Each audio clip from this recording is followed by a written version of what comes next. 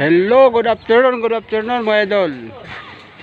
Ayan, naka 2 linggo na tayo, 12 days ngayon mga idol. Bali natapos natin yung asintahin. At nakapag-assemble pa tayo ng biga mga idol.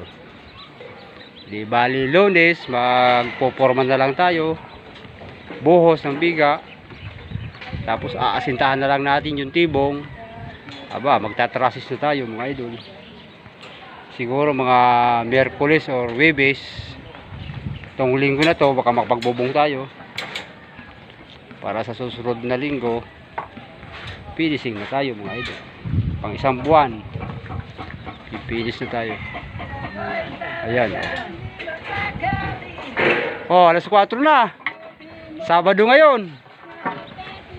Yung mga gamit iligpit ng mabuti. Alam na raw. Siyempre.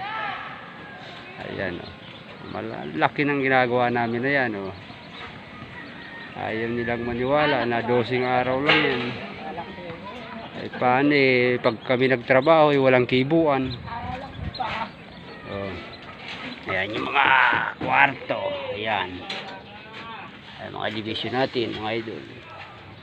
Andito kasi ko sa taas. Bali nag-assemble kami ng biga. Ayun, nasa tapat lang kami ng basketball court.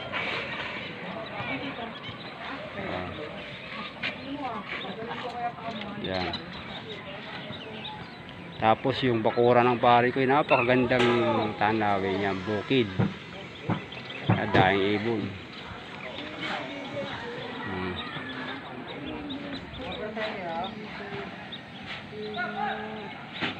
May halo pa ba? Okay, hanggang dito na lang mga idol. Update ko kayo pagka kami nakapagbubong na sa Sabado ngayon, baka Huwebes kapag traces kami kasi magbubuhos kami nitong mga biga mga idol. Bubuhos kami. Okay, salamat. Pa-share naman ang video mga idol.